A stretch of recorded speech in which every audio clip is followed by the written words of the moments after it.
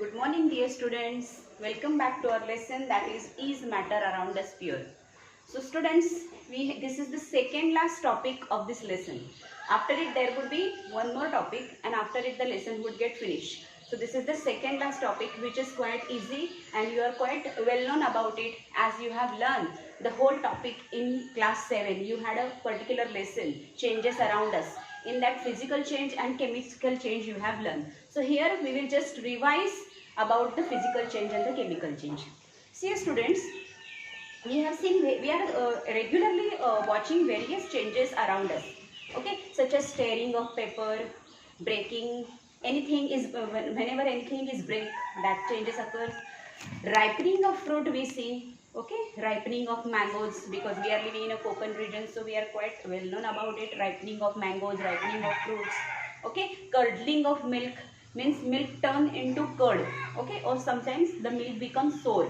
So that changes are said to be chemical changes. Here what happens, first the mango, okay, raw mango was what, it was green in color and sour in taste, but whenever we keep it for long time, then what happens, the color of that mango change, right? The color of the mango changes, it turns into yellowish color, yellowish red color, as well as the taste also changes, because first the mango has a acid and later on that acid converts into sugar. So here what happens, the chemical change has taken place, means in the ripening of fruit the chemical changes takes place.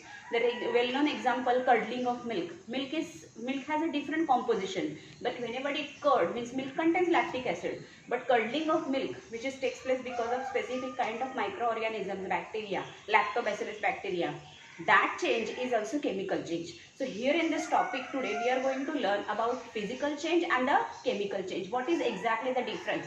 It's just a revision, because already you are knowing very well. It's very easy and simple topic for you. Physical change means what? Just we say physically. Physical means what?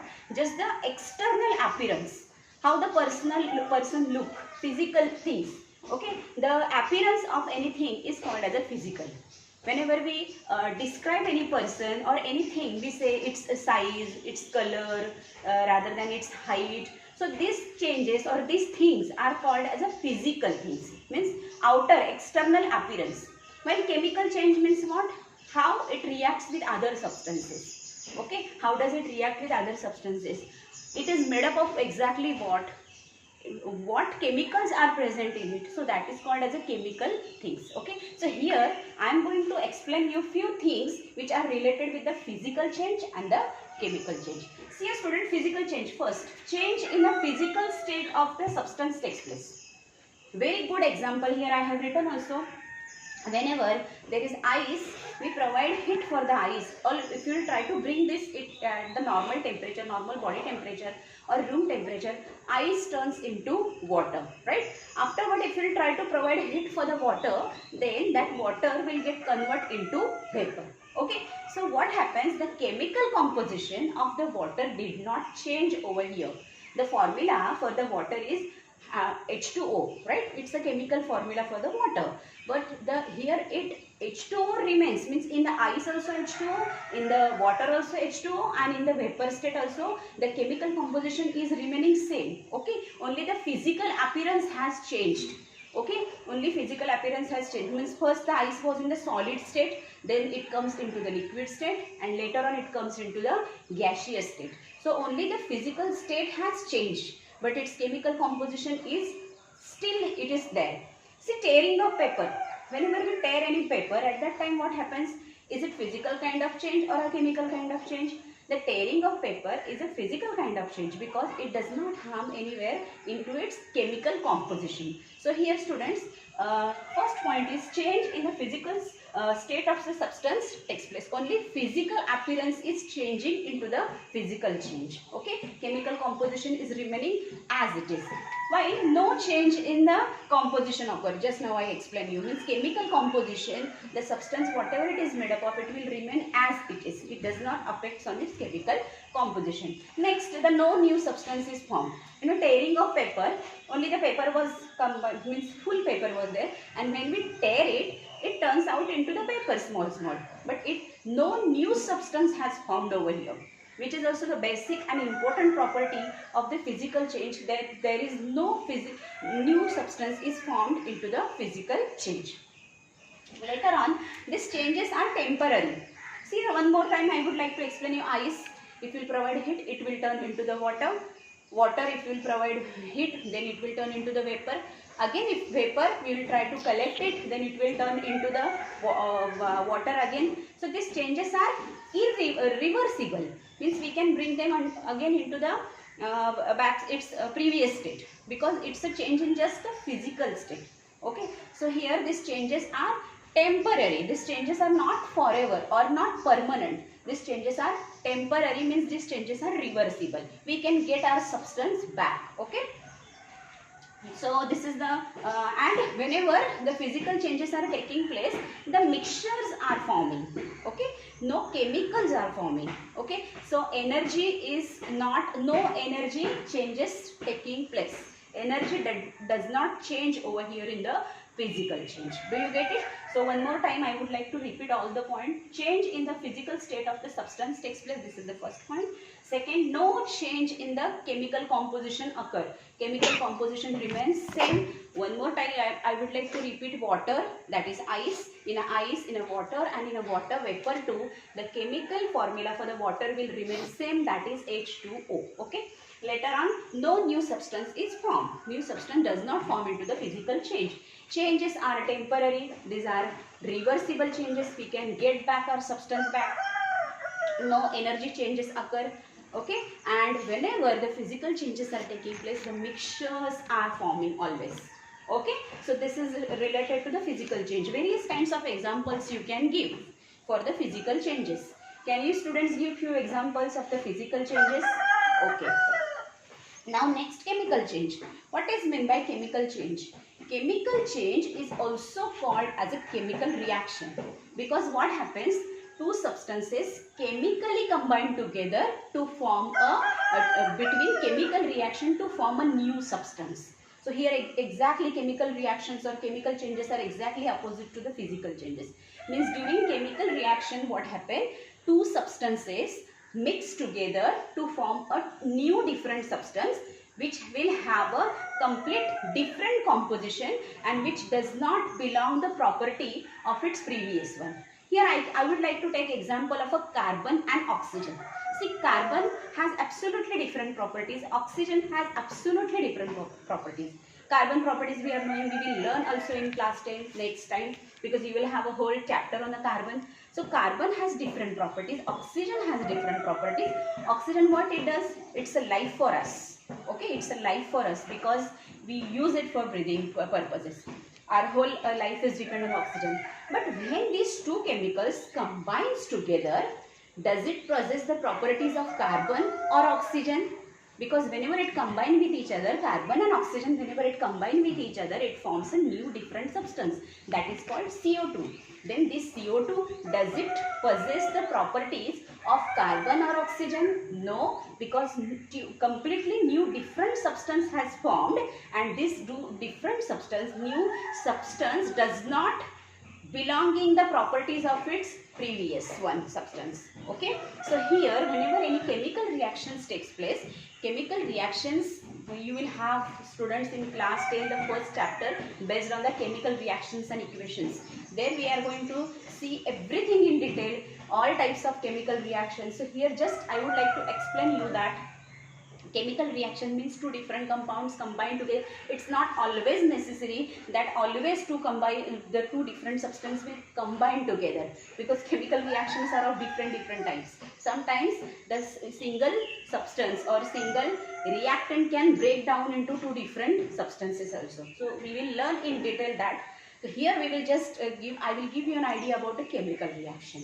So chemical reaction is the reaction in which there are two reactants, and whenever these two reactants combine with each other, the new product is formed which does not belonging the properties of its reactant. That's it. That is most important. So chemical change, see here I have given one example, silver nitrate. This is the formula for the silver nitrate, AgNO3. Very soon we are going to learn how to form the formula. So AgNO3 and NaBr means sodium bromide. Okay, whenever these two substances are combining together, this reaction is called as a double displacement reaction. For your kind information, I am saying you, next year we are going to learn in detail at the same time how these two reactants react with each other. That we will soon, very soon, in the 4th chapter of our chemistry in 9th standard itself. So silver nitrate plus sodium bromide, whenever they react with each other, they form a silver bromide and sodium nitrate. See here students, whenever these two are combined together, it forms completely two different substances which does not belong in the properties of this reactant. This is called as a product. This side in a chemical change always, this side is called as a left hand side and this is called as a right hand side. And left hand side always reactant is present and the right hand side always the product is present. Okay, so chemical change is this is a simple example. When a physical state may or may not change, it is not necessary in a chemical change that physical state has to change or not. So it's the first point which is clear for you. Second is change in the chemical composition. Just now I explained you with the example of carbon and oxygen. Carbon has completely different properties, oxygen has completely different properties. But whenever this combine together during chemical reaction, then carbon dioxide will absolutely have different properties than its reactant. So here what happens? Change in the chemical composition occurs. That is called as a chemical reaction, and changes is always present, irreversible. We cannot get back CO2 from CO to carbon. Yes, we can get back from CO to carbon, but again we have to undergo the process of chemical reactions. Means mixtures can be get back by physical changes. We have seen various types to separate the mixtures, right? Various methods to separate the mixtures we have seen in the physical change. So we have to use only physical changes only to get our substance back into the physical change. But if we want our substance back, means if we want our reactant back, then again we have to undergo the process of chemical reactions. Means easily, manually we cannot separate carbon and oxygen from CO2. That's it.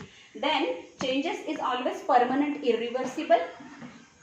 Then energy changes is always taking place. This is also one more interesting point, that sometimes for some chemical reactions we required heat, while sometimes for some chemical reaction we have to provide heat, while some reactions are releasing out heat.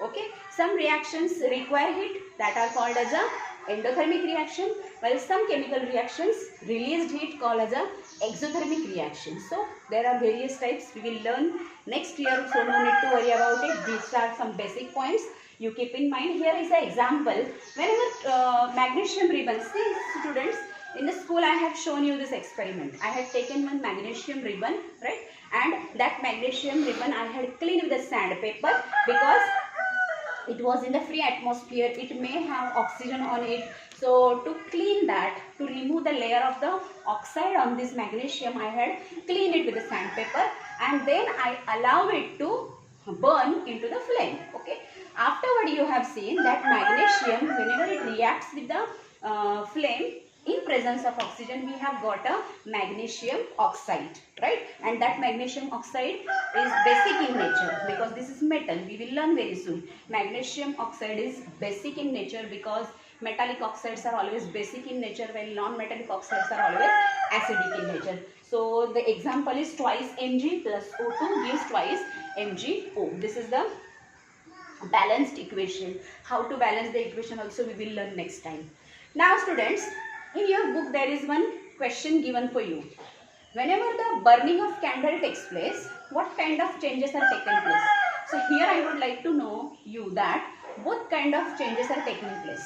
Because once the wax is in solid state, when you burn it, that time what happens, that wax turns into the liquid state, and again whenever it becomes cold, again it turns into the solid state. So here in the physical, this is one kind of physical change. Okay, change in the state occurs, so that is one kind of physical change. But at the same time, when we burn the wick of the carbon, you can see that it is burning. Burning means what? Burning means what? The burning of a substance is also called as a combustion. Burning requires oxygen, means one kind of chemical, and whenever you blow off the wick of the candle, that time you will see some smoke is coming out. That smoke is what? This smoke or that flame, whatever it was coming out, that is called as a smoke, and that is carbon dioxide. So burning of candle possesses both kind of changes, that is physical change also, as we are getting our wax back, and at the same time it is chemical change also, because carbon dioxide is releases as well as heat is also releases. Okay, just now I said you in chemical reaction the heat is sometimes evolved, or sometimes we require heat, means exothermic also and endothermic also. So here I would like to conclude my topic, that is matter around us pure.